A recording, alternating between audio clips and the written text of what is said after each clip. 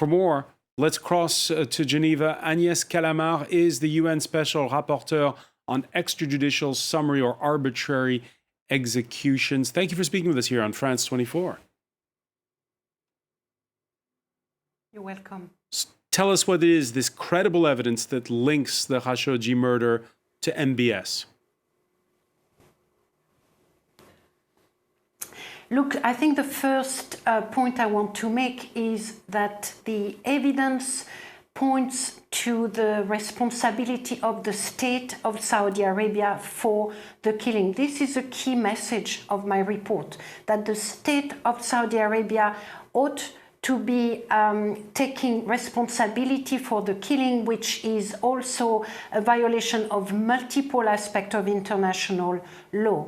I conducted a human rights inquiry based on international human rights law. In that context, I looked into individual liability, but I did not reach any conclusion regarding individual liability.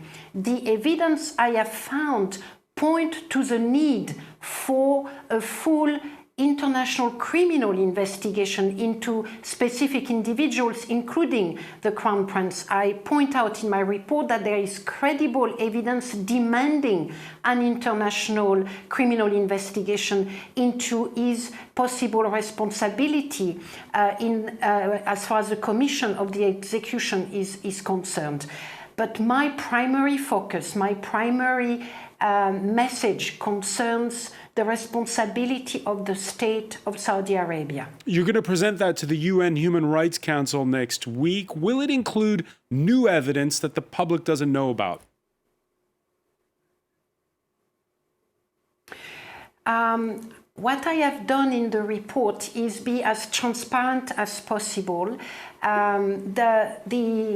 The circumstances of the killing of Mr. Khashoggi have been well reported, but on the other hand, they have also been shrouded in secrecy. So I have committed to transparency in the report. I am providing transcript of the recording I have listened to. I am providing information regarding individuals that are on trial, with the individual that may be involved in the commission of the crimes.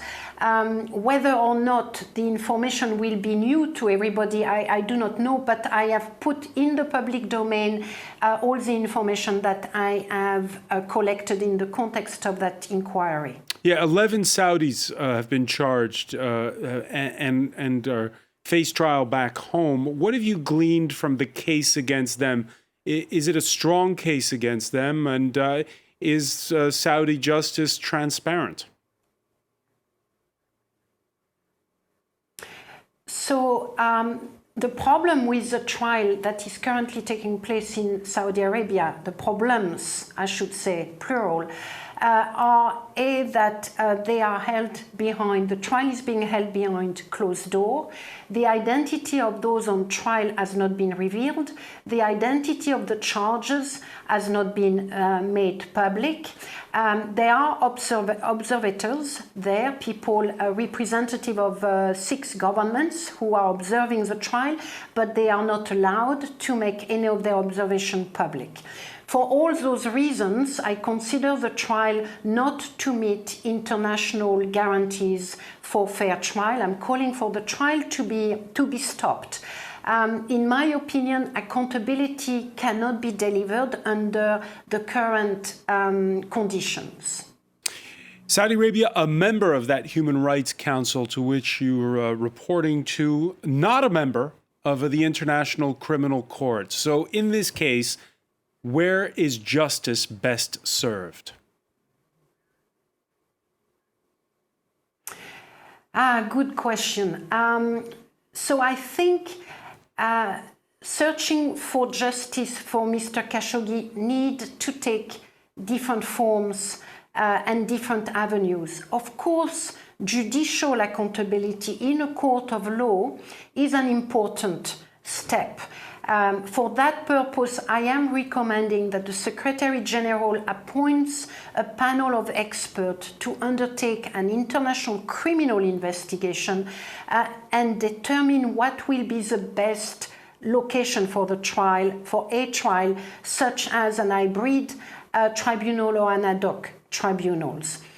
What I do point out in my report, though, is that accountability can take many forms and many shapes. In addition to judicial accountability, we should also look for political, cultural, financial, symbolic mechanisms to deliver accountability, and the report makes a range of recommendations for those forms of accountability to also be delivered. And on that score, because the murder happened in Istanbul, the logical thing would be to say that's where the trial should be. But when you see the political rivalries between Turkey and Saudi Arabia, is it?